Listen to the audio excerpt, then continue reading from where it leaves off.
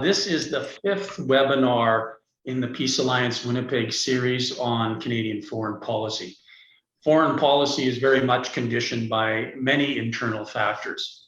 And in today's webinar, we have Richard Sanders, who will explain why the Canadian government needs to stop financing ethno-nationalist East European lobby groups that still exalt the memory of their Nazi collaborating funders, leaders, activists, and war heroes. He will discuss the history of Ottawa's support for these groups and argue that taxpayers must call on the government to account for continuing to fund organizations that whitewash their community's historic complicity in the Holocaust and other crimes against humanity. Nor should Canadians be funding monuments, publications, events, and meeting centers used by these groups to memorialize their fascist forebears as if they were noble, in quotes, freedom fighters. Today's talk is based on the research by Richard Sanders, in the publication Defending the Myths and Cults of Cold War Canada. And you can also sign his online petition at entitled Stop Canadian Government Funding of Groups That Glorify Nazi Collaborators. These links to these sites will be available in the chat. And I would just like to introduce Richard before I ask him to speak and give you some background. Richard Sanders has engaged full-time in the anti-war movement since 1984, when he escaped academia with a Master of Arts in Cultural Anthropology. In 1989, in an effort to expose Canadian complicity in warmongering, he founded the Coalition to Oppose Arm Trades, otherwise known as COAT, and its magazine, Press for Conversion. Over the decades, COAT organized many public campaigns, including peace rallies, marches, vigils, and conferences. The magazine, while initially focusing on the conversion of military industries, has broadened since 1989 to include other themes that challenge the official national mythology that Canada is a global force for peace, human rights, and democracy. Richard, please begin your presentation. Thank you. Okay, well, thanks very much, Glenn. Can everyone hear me? I guess you can't. Okay, so this is a complicated subject. I'd hoped to have a whole bunch of photos. I put together a whole bunch of photographs to share with you, but we had some technical problems in figuring out how to do that. So I'm really sorry about that, but I'm very glad that people are here, the people that are here, and for coming on a Saturday, Thanksgiving weekend. It's probably not the most likely time for an event, but anyway, I'm glad you're all here. Glad I'm here. I'll do my best.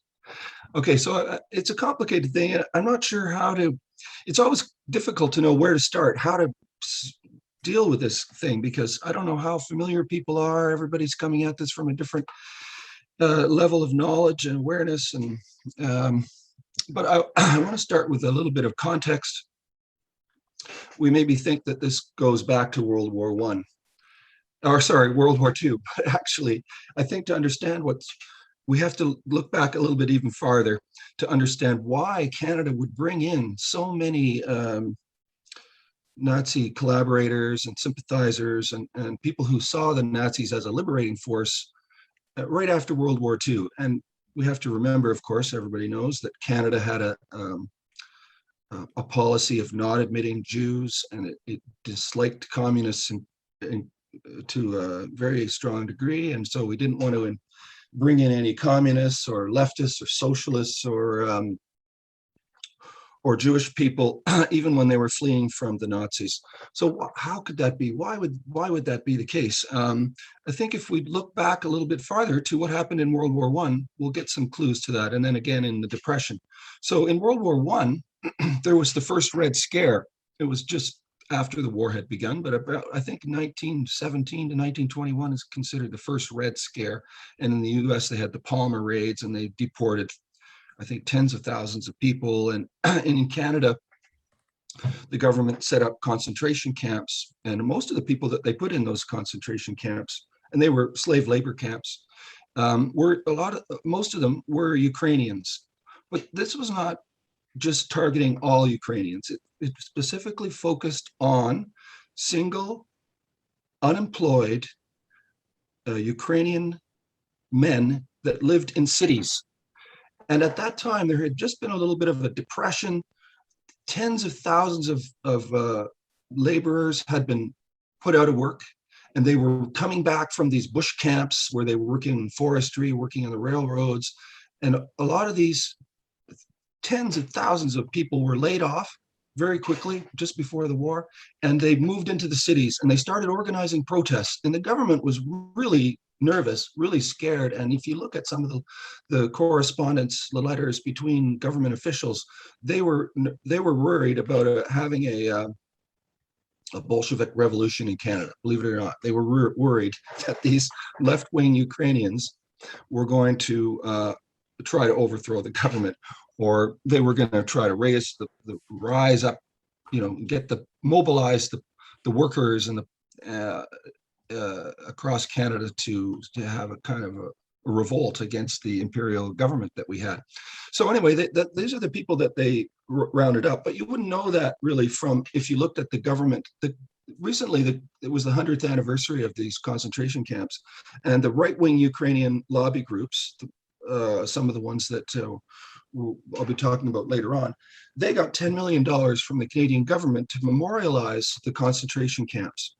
But they're looking at it from a right-wing point of view, and they completely leave out all that stuff about how the government was worried about the left-wing Ukrainians. Okay, so the left-wing Ukrainians at the time were dominating the whole community, and there were, I don't know how many, there were 100,000, or there were lots of Ukrainian Canadians who had come from Ukraine, and they had been part of this massive influx of people, and most of them were left-leaning.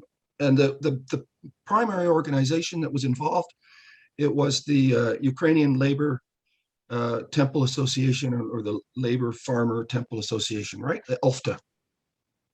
And so it was banned, and other left-wing groups were banned in the first Red Scare, and they were put into concentration camps. But that's not the way it's memorialized with the $10 million that the Canadian government gave to the right-wing Ukrainians to set up, monuments and plaques across the country at different locations where these concentration camps existed. Okay, then during the Depression in the early 30s, Borden was the prime minister, and they were again really worried. And the concentration camps from World War I era, the Red Scare era, they stayed in, some of them stayed open. I mean, they kept people in those concentration camps until 1921. Well, the World War I was over, so it was nothing to do with World War I. This was obviously to keep those dangerous people out of where they might do some, where they were threatening the Canadian state. Okay, then during the Depression, the same sort of thing happened. They had all these unemployed people, and there was the Communist Party was very strong, and so government was quite concerned that there was going to be this agitation from the left wing was going to rise up, mobilize the workers and the people to disrupt the government's interests in promoting its agenda. So they put people in what they called relief camps. But again, it was slave labor camps. They were forced to do labor. There were, I think, about more than 150,000 people were put into these camps. And the camps had elections, and they elected mostly communists to lead the inmates in the camps who were forced to do slave labor. And they had strikes, and they were really opposing as best they could, but they were kept into locked into these camps. They couldn't really escape. very well, but they were striking and having all sorts of work disruptions and stuff like that.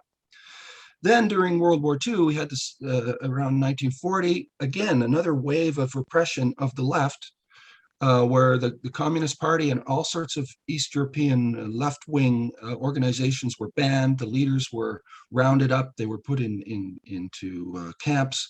Their ULFTAs, that's the left-wing Ukrainian group that's evolved into the Association of United Ukrainian Canadians now, that Glenn is involved with.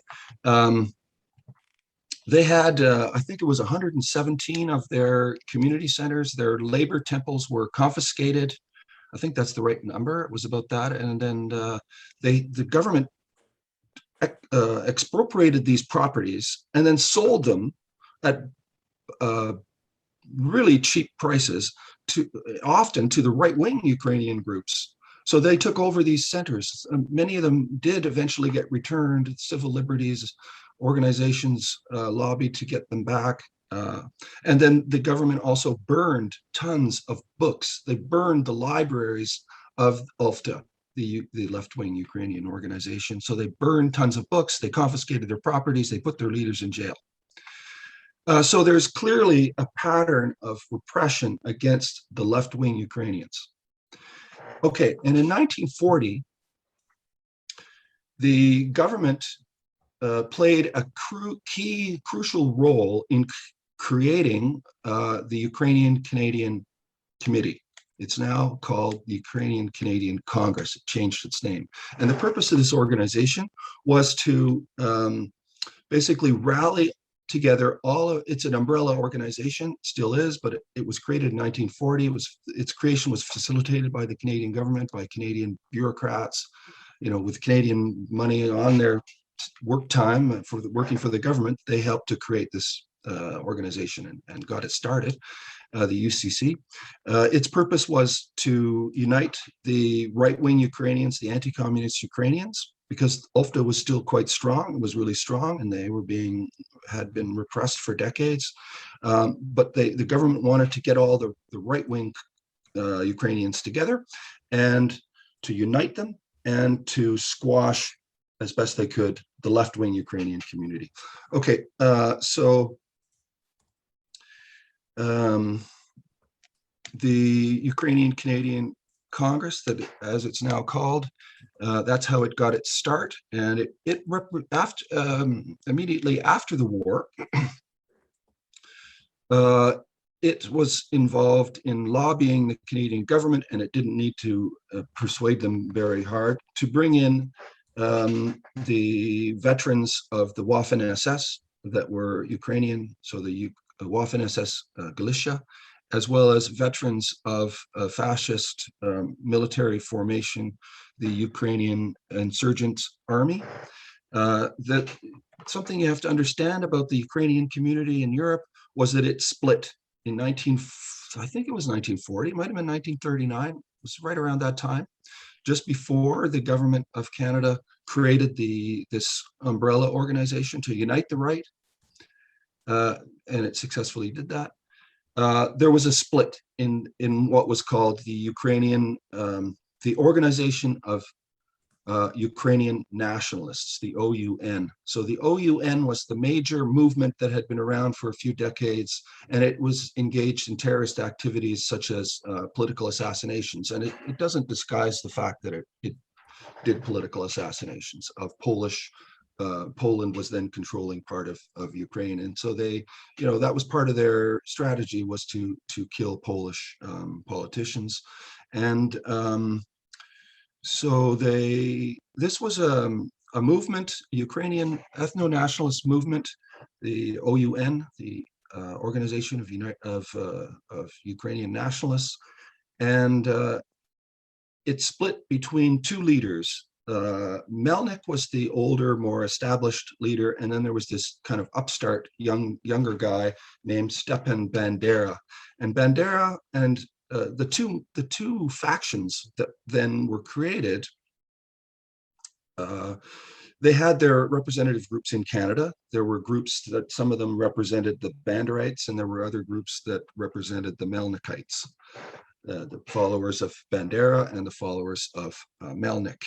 But the split between the two factions had nothing to do with fascism. It's not as if one side wasn't fascist. They were both fascist. They were both anti-Semitic. They were both anti-communist. They were both white power. They were both Christian oriented. You know, they had a crusade and they wanted to make Ukraine for Ukrainians. They wanted to do ethnic cleansing. They wanted to eliminate the Jews and the Poles and the Gypsies and the left-wing people in Ukraine and make it a fascist entity. The difference, I think, the main difference between the two factions was that Bandera wanted to have an independent fascist state where Ukraine would be its own country, and it would be allied with Nazi Germany because it shared all of the same ideas, the same ideologies as the Nazis did. But he wanted to have an independent state. Like Croatia had an independent state, and Slovakia had an independent fascist state during the war. The Banderites wanted to have an independent fascist state allied with Hitler during the war. The Melnikites were much more willing. They were more pliable to the Nazis. You know, they were willing to work with the Nazis and to let Ukraine stay as a part of Greater Germany, that Ukraine wouldn't be its own separate country. And so it was the Melnikites faction that were really behind another UCC that formed in Europe, and that in 1940, the same year that the Canadian government created the UCC here, that umbrella group that still exists. The Nazis, the intelligence service of the Nazis, the Abwehr, it created a thing based in Krakow, which was called the Ukrainian Central Committee, and it financed it and it created it. And there was a Nazi military guy named Byzantz, who was bringing them the money, and he had to approve everybody on the UCC board. And they had a publishing house, the Ukrainian publishing house. So the leader of that group that oversaw, coordinated, administered the entire collaborative effort between the Ukrainian fascists and the Nazis was a fellow who was the president of the other UCC, the Ukrainian Central Committee, and his name was Vladimir Kubiovich. I know there's a lot of names, there's different groups, there's different names of individuals, but you have to kind of know this stuff. Okay, so Kubiovich, who was the president of the European UCC based in Krakow, you know, he met with Hans Frank, who was Hitler's lawyer, and he was made he was later called the Butcher of Poland. He was executed at Nuremberg. He was a larger-than-life Nazi who was like the governor general of the general government. They called it the general government. It was occupied Poland. So occupied Poland, there's this organization which is coordinating the collaboration between the Ukrainians and the Nazis. And it was basically the Melnikites. And it had this guy, Kubiovich, who was the president of it. He was also the president of this section within their UCC, which was the Ukrainian Publishing House. And that's where Chrystia Freeland's grandfather worked. He was the chief editor of two newspapers, a daily, which we usually hear about, and they usually say, oh, he was the editor of a Nazi propaganda paper. But it was actually two papers, at least, two that I know of. One was the daily and one was this weekly. Okay, so in that newspaper, you know, so Michael Chomiak, who was Freeland's Ukrainian grandfather, he was the chief Ukrainian language propagandist for the Nazis, and he had these newspapers. He was the office manager of the Ukrainian publishing house, and his boss was Kubiovich. Now, after the war, Kubiovich didn't, you know, I have pictures of him shaking hands with Hans Frank, but Kubiovich didn't get executed. He wasn't arrested or anything. He moved to France, and he started his project. His post-war project was to create an encyclopedia, the Encyclopedia of Ukraine.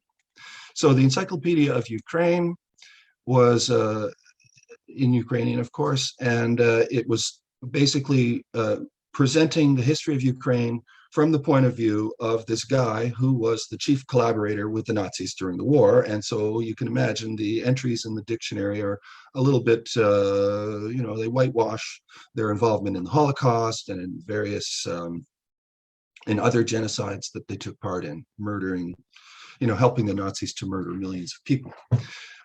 Okay, so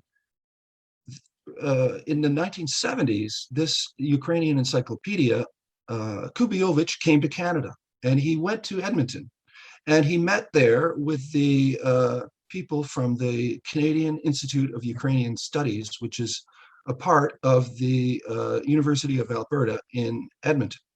It's a government-funded entity, and there's pictures of them sitting down together and signing a document that meant that the Canadian Institute of Ukrainian Studies at the University of Alberta in Edmonton was going to take over the English version of this Encyclopedia of Ukraine. Kubiovich shared it with them, and they co-published it. And now, since Kubiovich's death, the CIUS, the Canadian Institute of Ukrainian Studies at the university, is now still in charge of this encyclopedia. Okay, so in the 70s, Freeland's grandfather went to France and lived with, I don't know if he lived with his former boss, or anyway, he went over there for months and helped him on the encyclopedia. And then Kubiovich soon thereafter came over to Canada and signed this thing, giving it to giving over the English version to the Canadians. Okay, 10 years later, Freeland gets her first government paid job, and she's a summer student. She's age 16 or 17, and she gets a job writing entries for the Encyclopedia of Ukraine, where her grandfather had also worked. They also both worked together on another publication in Edmonton, because Chomiak, her grandfather, never gave up his journalism. He kept being a journalist until his death in the 80s. He worked for he was the editor of this thing called the Ukrainian News, which was a Ukrainian language Catholic newspaper, which held it had been around for decades before the war and was promoting fascism before the war. And then anyway, he worked for that, and he was a reporter for that, and then he became the editor of that, and then he was the editor in the early 70s, and then Freeland worked for that newspaper as well.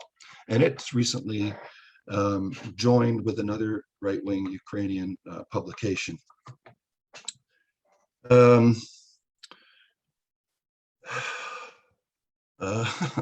So, wow, that's a very I don't know whether that's so the main organ. Okay, so I mentioned that the Ukrainian the Union of Ukrainian Nationalists, the Organization of Ukrainian Nationalists, that OUN that split between the Banderites and the Melnikites, that was that major division. But when the Canadian government created the Ukrainian Canadian Committee, which is now the Ukrainian Canadian Congress, it brought those two factions together, and they worked together within the UCC, and the two factions still work together through the UCC. And the UCC, being an umbrella group, of course, has member organizations. Now, it's interesting to note, or it's important to note, that it included the Melnikite groups and the Banderite groups and their respective veterans associations, because the Waffen-SS Galicia, which was created by the Nazis, armed, trained, and led by Himmler, it was a Waffen-SS division. that was the Melnikites that were mostly involved with that. And it was the UCC in Krakow under Kubiovich, and it was Chomiak's newspaper promoting it. And then were parades, and Kubiovich was there, Heil Hitlering, with all the German Nazis on the podium as the parade went by of the new veterans who had just joined this Waffen-SS. So there's that there's all those veterans, and many of 2,000 or more of them came to Canada, of the veterans of the Waffen-SS that were Ukrainian. And they formed an association in Canada, the Association of Veterans of the, well, they didn't call it the Waffen-SS, because in just about 6 days or something, or 7 days before the war ended, they changed the name of the Waffen-SS. They changed it to the Ukrainian National Army or something. Anyway, so, but it was basically it was the veterans of the Waffen-SS, but they changed their name just in a few days before the end of the war, and they never fought under that name. It was just a name. It was just a name change. Okay, so there's those veterans, but there's that were formed an association, and that association was a member of the Ukrainian Canadian Committee, or the Ukrainian Canadian Congress now it's called. And you can see up until a few years ago, their name was listed on the UCC webpage as one of their member associations. It was soon after I did all this research and edit. I don't know that I had anything to do with it at all, but it may be just a coincidence. But they removed that the names of the two veterans associations that were members of the UCC. They removed them from their online public membership list in 2017, or no, 2016.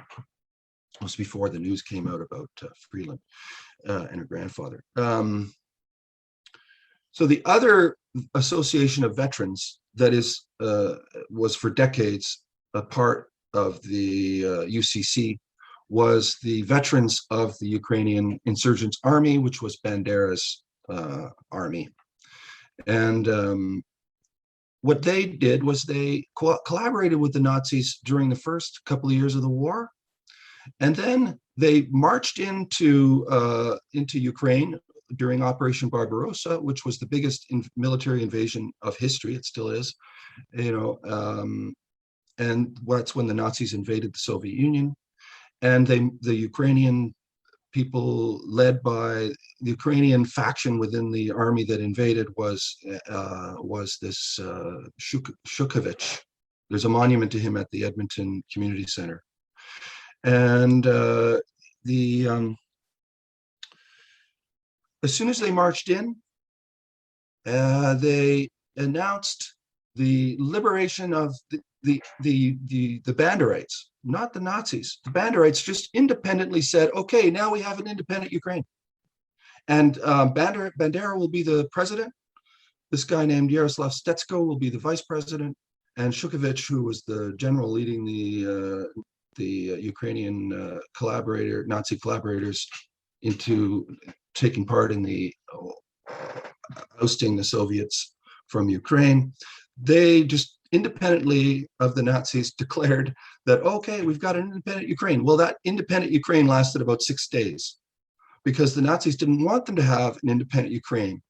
And so they then rounded up Bandera and some of the others, Stetsko, and put them in a concentration camp. But they had all sorts of privileges there you don't think of a Nazi concentration camp as letting people go to meetings outside of the camp, or to have, be together with their compatriots and continue organizing their movement, and then after the Battle of Stalingrad, which turned the war, was the turning point in the war, and at that point, after that point, the Red Army was driving the Nazis back to Germany, chasing them out of the country, and their invasion of the Soviet Union was turned around, and they were being chased out.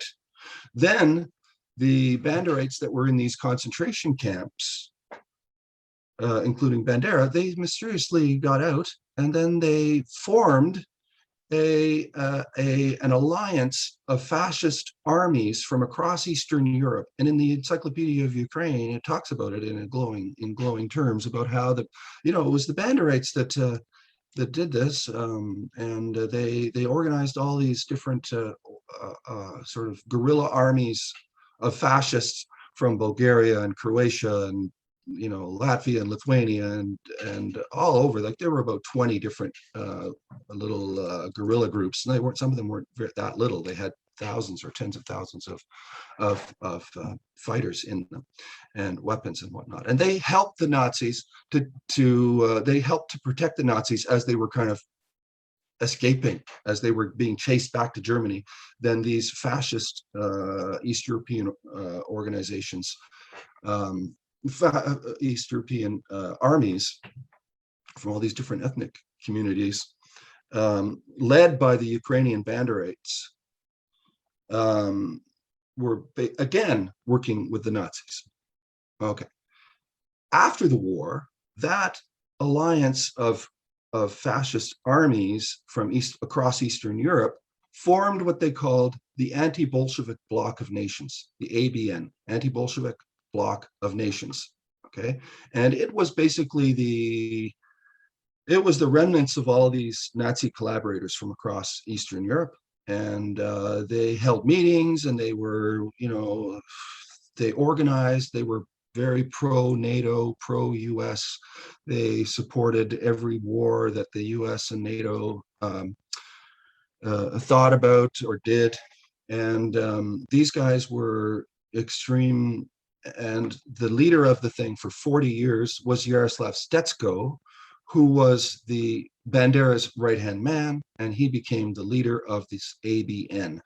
And then Stetsko brought the ABN in the 70s, when the World Anti-Communist League was formed. Stetsko brought the ABN became a major part within the World Anti-Communist League. There was also the Asian Anti-Communist League, and there were fascists from South America and from various different countries. But most of them, sort of a hardcore of them were the Asian ones and the East European ones. So Stetsko was the leader of that for 40 years, and then he was also in the executive of the World Anti-Communist League for, I think, 20 years, because it formed quite later than the Anti-Bolshevik Bloc of Nations. So the Anti-Bolshevik Bloc of Nations was quite active in Canada, and many member organizations of that network. It was a network. Remember, it was formed from all these different East European armies that came together to fight against the Soviets and to help the Nazis. And then after the war, it turned from being a group or a network or an alliance of armies into a political organization that promoted in a more disguised way. Like, they didn't come right out and say we're fascists. They pretended at that point that we were against the Nazis and the Soviets equally, because they pointed to those 2 years when their leaders were rounded up for being so uppity as to declare an independent Ukraine. But don't forget, they were collaborating with the Nazis before the war and during the early years of the war and then after the war. And in fact, these guys were leading underground guerrilla armies within the Soviet Union until 1960. They were still fighting battles and killing people in the Soviet Union up until at least 1960. So maybe I've said enough. I've probably for now, and then they can have questions. I don't know. Have I done my 20 minutes? What do you think? Should I keep going, or do you want to? I think that's a good place to stop, so that we can have some time for discussion, and it may prompt you to elaborate on some points that you haven't yet covered. So we are open to questions. Please raise your hand, and we'll recognize you. Richard, maybe just to start, do you know what is the status with that memorial that Stephen Harper the Harper government had created I think it was labeled the monument to the victims of communism. Sure, I know quite a bit about that thing. It's very close to me, right where I am right now. It's about 10 blocks from here. It's under construction now. It was delayed for a long time.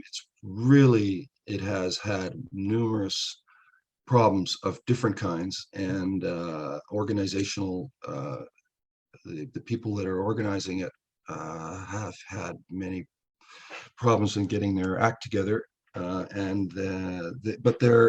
yes, Harper announced the creation of it, and then under the Liberals, and all the parties supported it. All of the parliamentary parties support it. Actually, I'm not so sure about the bloc. I've seen letters of support from the leaders of all of like the NDP, the Liberals, the Conservatives, and the Greens. They supported this creation of this thing. That monument, the main committee of organizations that initiated that monument, that asked for the money, that is coordinating with the government, coordinating its construction, and it's located right within the parliamentary precinct. It's kind of the sacred part of right downtown Ottawa. It's right across from the Archives and Library Canada. And anyway, so when the Liberals came in, they gave it more money. They gave it an extra million or something. And then earlier this year, Chrystia Freeland announced another $4 million top up to the thing. So now the total budget is $7.5 million, and the government is paying 80% of that. But the main people that are behind it, that are promoting it, that initiated it, that created this thing, are from the organizations that I studied in the magazine. These are the same organizations whose founders, whose leaders, whose activists, and whose heroes were Nazi collaborators. Most of them are these East European groups. There are a couple of others. There are some that are not East European, but the hardcore of behind this monument are these right-wing East European organizations that I studied, that I found all had their leaders and founders, and they all glorify their forebears, and they whitewash the Holocaust and the other genocides that happened during the war. So that's the bunch of people that are behind that monument. And there was a Citizen article not too long ago, which, like a couple months ago now maybe, which highlighted this fundraising activity for the monument. That's anybody can just go to the website and then just log in and then purchase a brick in the monument, a virtual brick. There's no actual brick that they're buying. It's just a virtual brick. It's a symbolic brick in the monument. And so then they can give any amount of money that they want, and then they can write in a little thing saying, oh, we're buying this brick for our father who fought with these guys, or this guy who died in the war, or whatever. And so the Citizen wrote about how that there were some bricks that were purchased by the Croatian right-wing Croatian groups that were glorifying the leader of Croatia, the Nazi fascist leader of Croatia, that killed hundreds of thousands of Serbs in concentration camps. One of the biggest concentration death camps in Europe was in Croatia, and they were just outright fascists, and they killed many tens of thousands of Jews and tens of thousands of Gypsies, Roma, and but mostly Serbs. Anyway, okay, sorry. We have a question from Paul. Thanks, Richard, for an excellent presentation. I have a question related to the current government of Ukraine, which is generally considered to be on the conservative side of the political spectrum. Is there a lineage, a link between the right-wing groups that you've talked about and the current government? And do you know anything about Canadian government support for the government of Ukraine? I know we've sent some troops there to do military training, but I'm not sure about the fuller extent. Earlier this week, there was an article in the Citizen by David Puglisi, who's the defense writer at the Citizen, and he exposed he just found some information and published it in an article that that revealed that the Canadian military has been training these fascist Ukrainian military members of the Ukrainian military who openly, they openly do Heil Hitler salutes. They openly are white nationalists, and they are ethno-nationalists, and they are trying to promote all the things you would expect neo-Nazi military types to be promoting, and the Canadian military was training them. But it's not really terribly surprising, considering that the Canadian government has been supporting these groups here in Canada for decades. But yeah, I know that. There have been two sort of regime changes in the Ukraine that were manipulated, or people describe them as coups, like the in 2014, for example. The Ukraine is really split, I guess, if everybody knows, it's really split between these different political ideologies within the country. Some of them are very appreciative of the Soviets who decimated the Nazis and chased them back to Germany. And then other people are very supportive of the Ukrainian fascists who fought against the Soviets, and see them, these fascists, with Bandera and also the Waffen-SS, the two split the factions within the Ukrainian organization of nationalists. They see them as freedom fighters that liberated Ukraine, and so the country is really split between those. And the current government, like any government, would have a heck of a time dealing with this this sort of a situation. God, I don't envy anybody trying to deal with having hundreds of thousands or millions of people that support the idea that Nazis were a liberating force, and value and glorify and revere them as heroes. But that's the state of Ukraine. Richard, we have a question from Radhika. Mm-hmm. Unmute, please. Thanks very much, Richard. We really appreciate all this research that you've done, and it is so rich in detail. In fact, that it's very rewarding to read it. I just wanted to ask a question which kind of asks you to step back from the details a little bit. Okay.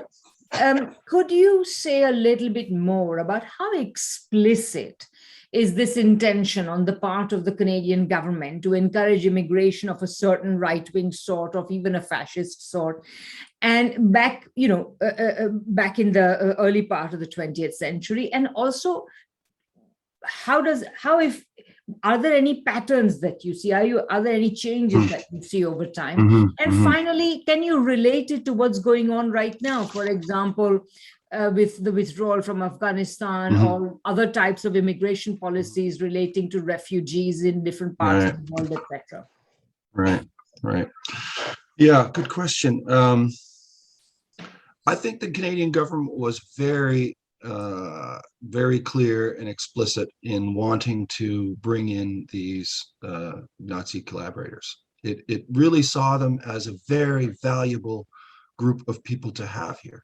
The Canadian government had for decades proven that it was so dedicated and devoted to the US-led, NATO-led, anti-communist drive, like NATO basically took over Hitler's job. Hitler was the leading anti-communist, the leading anti-Soviet in the world. He was the leader of that whole movement, right? And then after he was defeated, NATO took, within a short order, NATO took that over. But it goes way back before that. I mean, even when the revolution happened in Russia, Canada sent troops over there. There were 150,000 troops that were sent in from about 20 different countries. I think that's, or maybe it was more than 150,000. Anyway, Canada, I think, sent 5,000. We sent them over to Siberia. They took sail from the port of Vancouver, and many of them went on mutinied and refused to. They did not want to be part of it, especially the people from Quebec. Right. The soldiers that were there that were being sent to fight against this communist revolution that had happened. There was a civil war after the revolution, and the whites and the reds were fighting over what was going to happen in Soviet Russia. And so the international forces sent in, like, I think it was 150,000. Canada was part of that. So anyway, Canada had long proven that it was extremely anti-communist and didn't want to have any communists at home or abroad. And it took part in every war that you can imagine, like the Korean War. Like it killed, I don't know, 3 million people. Vietnam War killed another 3 million or more people. These were wars. The people we were fighting were led by communists. So of course they were very keen to fight communists around the world, and they were banning them and doing everything they could to squash them in Canada as well.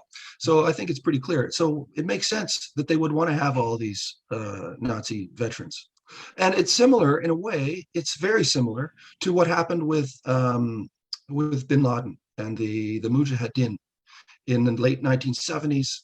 The Soviets had been, there was a coup, there was a revolution or a coup in Afghanistan, and this Marxist group took over. It's kind of like the Sandinistas in Nicaragua. They were very similar. They had all these progressive policies. They were opening daycares. Women were getting much more, they could be on the radio and TV, and they could be teachers and work in various different government institutions. And this was too much for the right-wing kind of feudalistic, extreme fundamentalist types there. So what did the United States do? The CIA funded these fundamentalists, and then they were blowing up their communities, their health centers, and doing and schools and things like that, and attacking government, the new left-wing government. And so this left-wing government kept going to the Soviet Union saying, "Please help us. We're being attacked. We're being attacked by these CIA-backed terrorists, these fundamentalist Muslim groups, these terrorist guerrillas. Please help us." And they kept saying, the Soviets kept saying, no, we can't. It's too, like, we'll get in big trouble if we do that. So they didn't. But then finally, I think it was 79, it was a Christmas of 79 or something. They did. They intervened. They sent their troops there to help protect this fledgling progressive government that was there. And so then the CIA so the pattern is that you are willing to go along with these with groups that will do your dirty work, even though you disagree with their, they are extreme terrorist organizations that will not hesitate to kill thousands of people, but you can use them as pawns in your game, in your political game, to get what you want. So it was the same thing. They used the Nazis, and they used after the war, they used the Nazis, like the CIA set up the Radio Free Europe and Radio Liberty. Radio Liberty was originally called Radio Liberation from Bolshevism. And Freeland also got a big boost from that organization. Some of her work, they published it in articles, they published it in a book form, and her radio interview was published in various Ukrainian newspapers and stuff like that. And that's where she met George Soros for the first time. But the pattern there is that you're willing to, the Canadian government and the US and its NATO allies, they're willing to collaborate with extreme terrorist organizations that are extremely right-wing, fascist-type organizations in order to get what they want. Then, when those people get too close to power, then you have to create some other entity to go in and destroy them. So you kind of use them as it's a stepped process, you know. And then after a war, there's always going to be people that were collaborators. You know, like there were Canadian collaborators that helped the Canada in this or that or whatever country, or helped the United States. And then after the war, they help them escape. They give them jobs. You know, they bring them over. And look at the boat people, the Vietnamese boat people after the Vietnam War. You know, then all these people fleeing from the horrible communist government that won there, and these are people that collaborated or sympathized with the American side, the American dictatorship in South Vietnam, which was eventually defeated. The Americans had to leave, but then they kind of helped some of their collaborators to come over with them, and then, but not enough people were helped out, and so they went into boats and came over. And of course, Canada opened its arms to these people because they're right wing. So all during the war, whenever Canada is involved in a NATO war or a US-led war, these guys, these various different right-wing groups would come out and support the Canadian government. They're kind of like become cheerleaders for the Canadian government. Do you see similar patterns with Syrian refugees today or Afghan refugees today coming to Canada? Well, Canada brought in these white helmets that apparently collaborated with the ISIS type fundamentalist groups, and but these white helmets are considered to be, they're kind of blown up in the media as, or you know, they're exalted as freedom fighters, or helping, you know, the movement of freedom and liberty from, you know, but in fact this is not the case. They were actually collaborating with the people that Canada was opposed, you know, that they were collaborating with the fundamentalist movements. Thank you, Richard. Any other questions for Richard? Yuri has a question, I think. Oh, go ahead then. Hello, everyone. Hello, everyone. Hi, Richard. It's nice to finally speak to you voice to voice, by the way. Yeah, right. Yeah, thanks. Hi, Yuri. Well, I should warn everyone that Yuri is a one-man cult leader in Belgium, promoting me as a kind of a leader of some organization, I don't know, movement or something. He's one of my biggest fans, I must say. We've never spoken before, but Well, continuing on with what Professor Desai was saying, I wanted to know how do these well-funded Ukrainian, Latvian, Estonian expat groups, which your investigation has exposed, were founded by runaway Nazi war criminals, and there's no two ifs about it. They were founded by runaway Nazi war criminals, yet media depicts them as very impartial, innocent groups which just want to protect Ukraine and Eastern Europe from Russian tyranny, whether it's the USSR or Putin, even though Putin himself is, you know, right wing and is very much, you know, oligarchic. So I think so. The question I want to ask is the immigrants, the Ukrainian immigrants from during the Cold War who are part of these organizations, like, do they how are they fooled? I mean, how can I say this? I mean, do they know that you know that people like Stepan Bandera were Nazi collaborators, or are they fooled by the leaders of these organizations that, oh, yes, he collaborated with the Nazis, but really he was a good guy because he was fighting Soviet tyranny and trying to resist Russian colonialism? Like how is it that they dupe these people, or do these people know very well that no, this is a far right institution, but we just, you know, whitewash the atrocities of Bandera and so forth? Yeah, that's the kind of question that that people are always grappling with, I think, and for years I had the same idea about the Canadian government. Do they know what they're doing? Do they realize that they're selling arms to or governments that are killing, thousands of people? Do they know this? Do they understand this? Like, how could that be? How could they be so duped?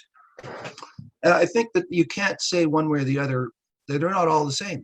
For one thing, there are some of them that are totally unaware, I think, of the history. They've just been told the whitewashed version of history, and so they have no concept of all the details and the information. They'd be probably quite shocked to find out. And so that's why they often, when anybody like me comes along and says, hey, actually, Bandera was doing this and that and the other thing, and Bandera was a quite extreme fascist. He was a really Yeah. anti-Semitic, blah, blah, blah. They go, oh, no, that's not true. They can't believe it. And so they'll say, you must be a Russian, you're promoting this Russian narrative. It's Yeah. not true. You're just trying to undermine. Like, look what happened when her grandfather was exposed. And it's still, no media has yet exposed her own personal connections to these organizations, her own writing for these groups, writing articles. And then there'll be an article that she would write in the Ukrainian Weekly, which is this American right-wing Ukrainian organization, a publication. And right on the same page as her article, there's an ad for a book promoting the Waffen-SS Galicia as freedom fighters. Because it's an ad for the book right there, right on the same page as her. And this ad appeared in like a dozen editions, or of that newspaper that year. So did she not know that? Did she not realize that she's writing an article for it's that promotes books that are exalting, glorifying the Waffen SS as if they were freedom fighters, like quite very openly? How could they not see that? I don't know. It's a good question. Like, do they realize it? Do they not realize it? Are they completely duped? In some cases, must be people who know quite well. I mean, if you're a scholar and you're working on this, but then there are other people that really, they don't know. So, and everything in between. But then one quick follow-up question is are they able, these well-funded expats, far-right communities, are they able to dupe people into supporting the new Cold War on Russia, or even the new Cold War on China, because they're able to weaponize, half-truths, because, Putin himself is an autocratic person, and the USSR, the USSR, was quite, brutal at times in suppressing these far-right movements. Like, so do they use some of those legitimate grievances that maybe Ukraine or Estonia has with people, but their solution is even more reactionary, because again, these are Nazis, or the case with China, Hong Kong, and the Uyghur separatists. These are not progressive movements, at all. Mm-hmm. Very complicated stuff you're bringing up here, and I'm not an expert on everything. I have my ideas about things, but and some things I focus on more carefully, and I can speak more sort of authority about certain things, but not on other things. But I mean, one thing I do know is that I believe that the elections in Russia are legitimate elections. I could be wrong, but it seems like legitimate elections, and his party gets an overwhelming support from the mass majority of people in the country. So that tells you something. I mean, it's not like he's autocratic. That sort of sounds as if he's like a dictator. I often hear, Putin is a dictator. Well, wait a minute. He actually was elected. His party got more support than the Canadian government party, leading, governing party. How can you say Putin is a dictator? I mean, do you also say that Trudeau is a dictator? Because he's obviously not.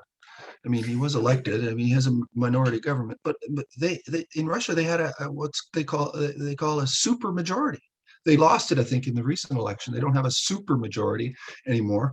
But anyway, that's I'm just wondering about that question there. But They haven't lost it. They still have the supermajority. oh, do they? Okay. And I mean, I think that the thing about Putin is simply that basically until about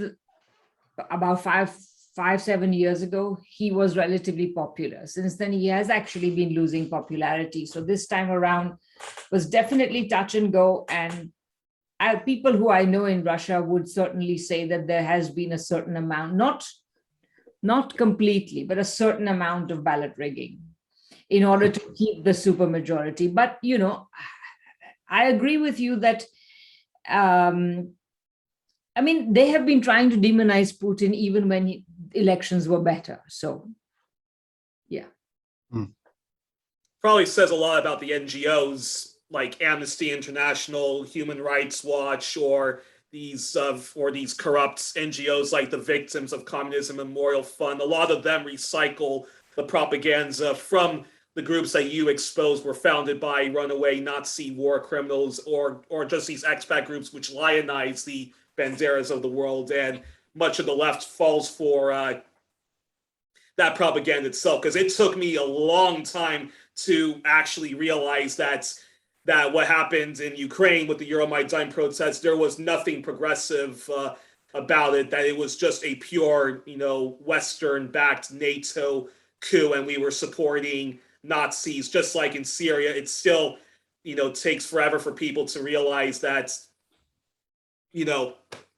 Syria was the victim of yet another Western imperial project like Libya or Iraq or Afghanistan, for that matter. Are there other questions for Richard or comments?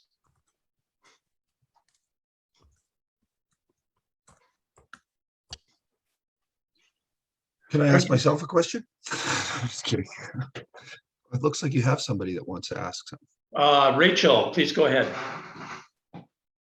Yeah, I just had a question about way back to the beginning when you were talking about the right-wing Ukrainians in Canada having $10 million and memorializing the concentration camps, but the concentration camps were actually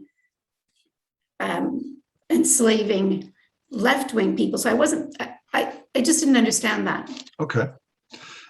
Well, okay, not entirely. Like it wasn't 100% in that way, but they kind of profiled the kind of people that they were looking for. So you had to be within a certain number of miles of a center in the capital cities of the provinces. I can't remember how far away, a certain number of miles you had to be. So it basically only impacted urban people. And then they only went for men, and they only basically went for single men with no families. And at the same time, there were all these struggles going on, protests, huge protests calling for bread and jobs. And they had been laid off. And so, and there's government correspondence saying quite clearly that the government was really nervous. It was scared of these groups. And there's correspondence with the British, with their British masters, because Canada was very clearly under the thumb of the British control and happily under their thumb. And so, yeah, I don't know. It seems like it was it's not just that they were targeting Ukrainians, but that is the way that the story is told by these right-wing Ukrainian groups that got the $10 million. And the left-wing Ukrainian groups were not included in the groups that got the 10 million. So they're manipulating history to make it look as if they just targeted us because we were Ukrainians. Well, it's not really just that simple. They were actually quite worried about the left-wing Ukrainians at the time, and there's so many other ways that the government proved to anybody who's looking that they really were wanting to squish the left-wing Ukrainians. One thing about the like, for example, the Communist Party, I think it was formed in the 1921 or something. Anyway, the Communist Party, 1/3 of it was Ukrainians. Another third were Jewish people, and another third were Finns. Like that was basically where the party at the time, like through much of its existence, early existence, it was those three ethnic groups. And so the Ukrainians were very influential within the radical left. And so that's why they were considered to be quite a threat. And the Canadian government suffered from this bizarre idea of the Judeo-Bolshevik boogeyman, you know, so they saw Jewish people as, you know, much more likely to be Bolsheviks, you know, and they actually, the third of the party, of the Communist Party, were Jewish. So, you know, you can see why the Canadian government would want to target these Judeo-Bolshevik types. Anyways, I don't know if that answers your question. Is there another question or comment for Richard?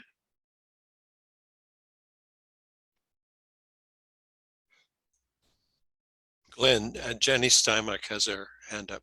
Oh, go ahead, Jenny. Yeah, I just wanted to ask a question about the influence of the Ku Klux Klan in the period of the 1920s. They were members of the Klan were leaders in government in Saskatchewan and other Western provinces, and their slogan was "Keep Canada British." And I don't know that much about this period, but I also know that in that period, Ukrainian Canadians trying to set up various kinds of industry was suppressed, like their textile industry using linen, which they brought over all the equipment and knowledge and seeds for, and it was basically scuttled and outlawed. So, you know, it's like a complicated history of the right here in Canada. So I wonder if you have any more information about that. I have read a bit about how in Saskatchewan in particular, it had the strongest Klan movement in Canada, and I think there were apparently tens of thousands of Klan members in Saskatchewan in the 20s. That's when it was at its peak through the 1920s, and it was quite strong, of course, in the United States as well. They were, and some of them became politicians. There's still place names in, I can't remember what it was now, but I was looking up the prominent Saskatchewan Klan leaders, and there were some that had streets named after them, and they're still there. Those streets are still there, named after those Klan leaders. At least one, anyway, that I found. I'd have to look in my papers to see what it was, but yeah, they were very. I guess they were very pro-Christian. They were obviously pro-white. They were anti-immigrant. They were very xenophobic. And they embraced violent, extreme violent tactics, murder, and yeah. Again, it's part of Canadian history that. And how they were embraced and powerful people. It's not a part of our history that the Canadian authorities want to make popular or not even known. Any other questions for Richard? I think Jenny has another question, Glenn. Oh, Jenny? Oh, I'm just following up on that, and that I heard a lecture by a Ukrainian Canadian, I'm not sure what her specialty is, about the suppression of Ukrainian Canadian, you know, as recent immigrant, their ethnoculturalism, which would include their industry. And I think that's part of this idea that Canada should be British. And it also coincidentally it helped and encouraged the cotton coming in from the United States that was probably technically slave grown post-slavery in Louisiana. Yeah, so just a very interesting, complex history where I'm saying that Ukrainian Canadians could have legitimate feelings of disgruntlement outside the ethno-nationalist Nazi groups you're talking about. Huh. Okay, I'm not. This is. I don't have any knowledge about that. I don't. I'm Yeah, sorry. I wish I could remember her name, but she spoke at a Ukrainian church on Spadina. Yeah, maybe it'll come to me after a while. Anyway, so, but it shows that it wasn't just that they were suppressing their cultural expression. They were suppressing and made illegal their industry, which would have meant that we had a linen industry in Canada, possibly. We can grow linen. Interesting. Okay. Are there other questions for Richard? We're almost to the end of the allotted time for the webinar. So I'd just like to end with Richard, your petition that you've developed on this whole question of funding these organizations, which is important, to undermine this kind of funding and this kind of attitude that exists in the Canadian government. What are your objectives once the petition has some signatures? Do you have any specific plans for the petition? Well, we do have over 300 signatures now, and 39 organizations have endorsed it. And it's. I don't see it as a. I'm a little bit disappointed, I must say, in how quickly the numbers are growing, but I know that it'll keep growing. And by what I'm working on right now is putting together a list of some of the, you could say, more prominent or notable signatories to the petition. There's some really impressive people. I feel very humbled when I read the name, go through the names and see who's signed it. There's some amazing people that have signed it, and so I'm putting together a list with quite a. I mean, you often see that with a petition, right? You'll see there. Oh, these are prominent people that have signed it, and then they'll just have a few words after their name. But I'm putting together a much more more details about it. So I think that'll help to not only to promote the petition and get more signatures on it, by showing, oh, look at all these 50 or 100 really cool people that have signed it from various different movements and occupations and activists and professionals and really interesting, amazing people that have signed it. That'll encourage more people to sign, but I think it'll also help to build our various different movements. I think it's a good tool for inspiring people to get more involved and to get more active and to learn about other organizations, other movements.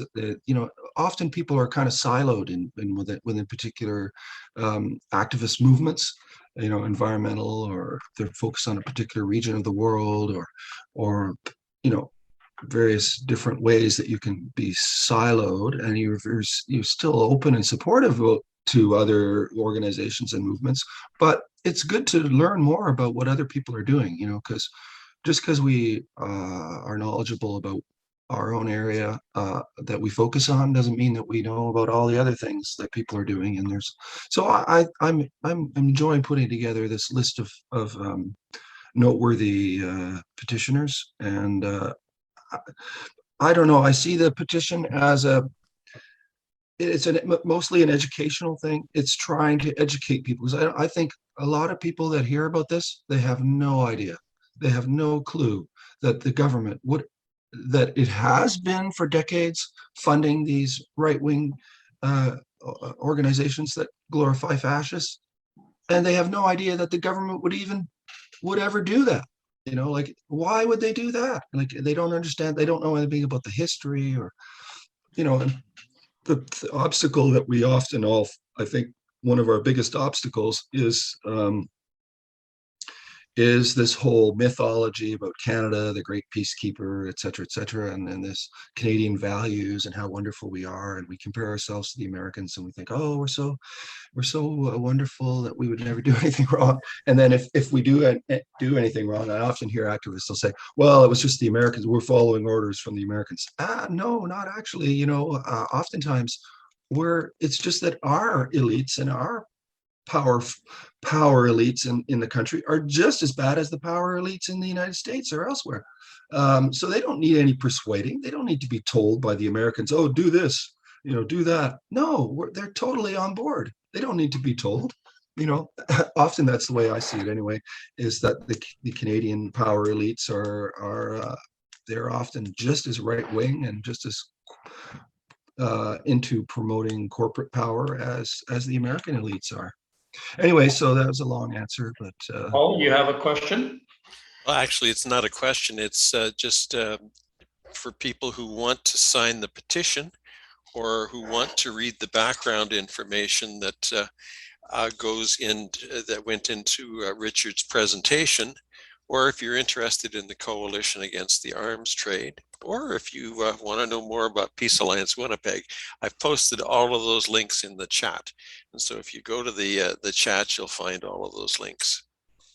yeah, thanks, Paul. I hope everybody, I know that, you know, we do have like 300 or more than 300 now signers, and anything that, please sign it if you haven't already, and please share it around to others that might sign it. And also it would be great, any help that anybody can offer on other organizations that might endorse the thing, that would be great, because it's I think it's a worthwhile thing, and we need to alert Canadians, and it's part of a broader education program to make people aware of what the Canadian government is like, and to try to dispel certain illusions and myths that people have about Canada and the Canadian government.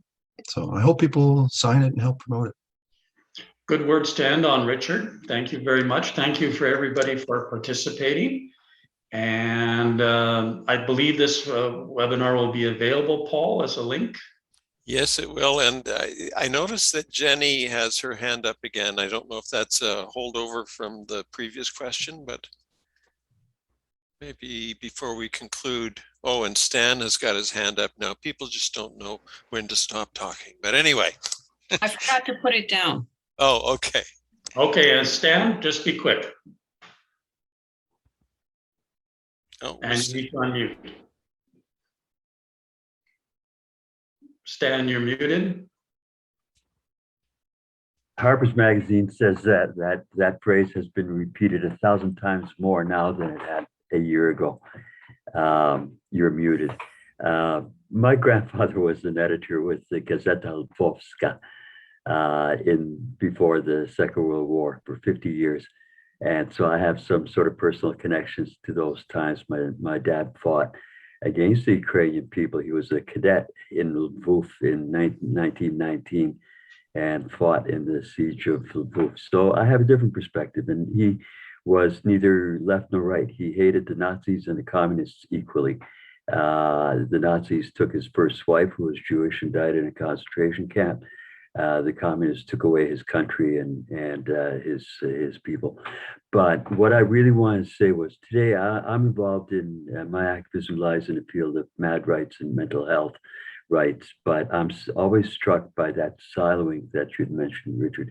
This is all, it's intersectional. The problem lies with the whole capitalist system, which has its roots back in the Enlightenment and thinking of a bunch of other old white guys, you know, and so this intersectionality, we're all struggling for the same thing, and yet we're all kind of broken up and preoccupied with our movement. So we need to find a way to bring all our movements together under a single umbrella, which is about human rights and the right of every person in the world to a life that's worth living. So I'm always looking for ways, you know, that we can collaborate and bring movements together and learn about each other, because our struggle is a common and very human struggle. And that's all I got to say. I give my best sermons on Sundays. Thank you. Okay, thank you, Stan. And with that, we'll conclude. Thank you, everyone, again for joining this webinar, and goodbye, and we'll see you again.